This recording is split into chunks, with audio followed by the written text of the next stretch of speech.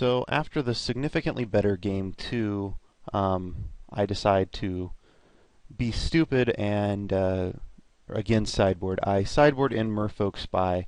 I'm I'm kind of a fan of this card. I mean, it's a cheap guy that plinks away at their life total, and gets you information about their hand while doing so. It's probably too cute, I admit, but I don't know. I've had it be very effective against me, so I decided to bring it in. I sideboarded out Giant Growth for it, which is just terrible, as I've seen his Ice Cage, and I should leave in things that allow me to target my guys and knock off Ice Cage. So now what I have in my deck to knock off Ice Cage is Diminish and targeting my flyers with Air Servant's ability and bouncing it with the Adept. So that's how I sideboard. Not great. He's on the play.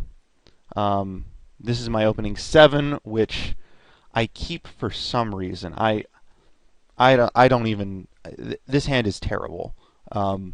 It's 5 lands and another land that you have to cast and a spell that does nothing. But I kept it.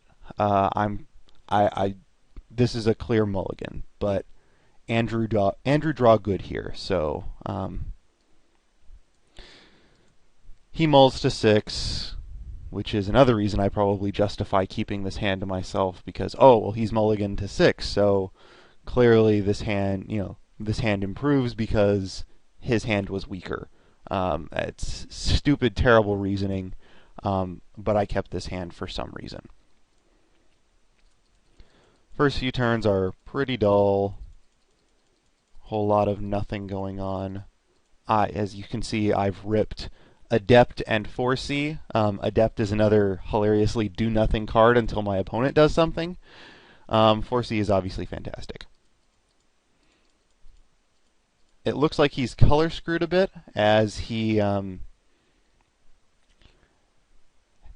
doesn't have white mana at this point.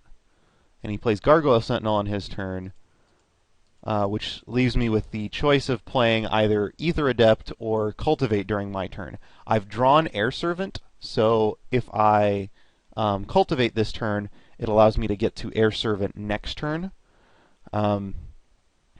Additionally, I expect that he'll probably he'll either cast something which will allow me to get Air Servant in, or he will activate his Gargoyle Sentinel and swing in if I Cultivate. Either of which taps up his mana and means that I can get Air Servant in. So I'm not that worried about taking 3 damage, as I'm still at 20, so I Cultivate. Get the Swamp and the Forest, and pass the turn. He untaps, and does as I said. He animates his Gargoyle and swings in. He's a little mana screwed as he misses his land drop here.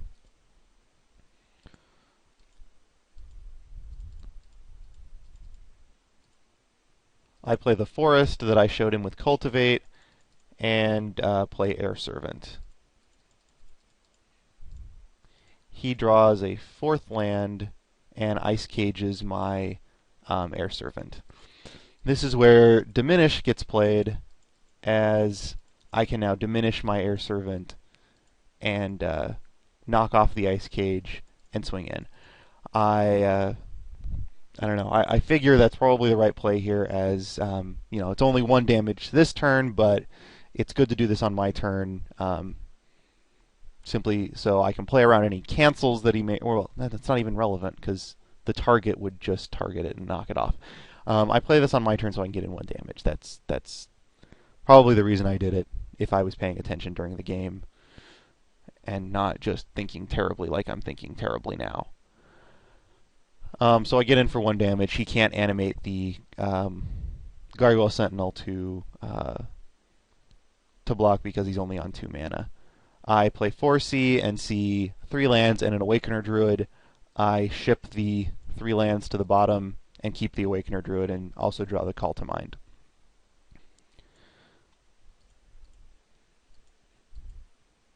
he does nothing on his turn. He's clearly leaving the Gargoyle Sentinel back to block, but that's obviously not going to happen because I can just tap it when he animates it. So I draw another Ether Adept. I decide to play the Awakener Druid, awakening a forest, and swing in with the forest and the Air Servant. Before I attack, he animates the Gargoyle Sentinel, so I obviously tap it. Hit him for 8. He draws his card for the turn and concedes here. So, all in all, I don't think I made any misplays in this game really beyond the obvious keeping that hand at the beginning because it is terrible. I got very lucky drawing well, and I got very lucky in that my opponent was utterly mana screwed. I think my play was okay, but I didn't really have many decisions to make here. It was all fairly straightforward. I could have, like, the only real decision I ever had to make, I had decisions on like 2 turns. I had a decision turn 3 where I could either Ether Adept his Gargoyle Sentinel and make him recast it, or I could Cultivate. Cultivate just seems, so much better than bouncing it. And the other decision was probably on this turn right here, whether or not I play the Awakener Druid, swing in, or and tap down his Sentinel, or or go Awakener Druid, animate a forest, and adept his Sentinel back to his hand.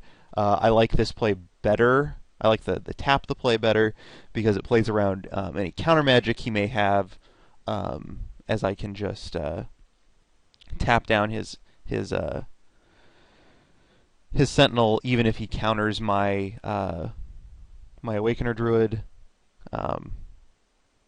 Whereas if I tried to bounce the Sentinel with the Adept, he could just counter the Adept, and I'd be forced to hold back with my Air Servant and just get in with the forest. So I think again that's probably the right play. Next turn I can probably, if he hadn't conceded here, he might play a blocker, and that gives me 2 times of bouncing the blocker back to the hand, and then eventually ice caging it, which is pretty strong. So that was this match. This was the match I won, despite starting off being incredibly on tilt. I still managed to win this one largely due to luck, not really due to play skill. So that's the game. I will record round 4 later. I lose that one, and that'll be the last one that's from this PTQ, as I dropped after that going 1-3. So that's all for now.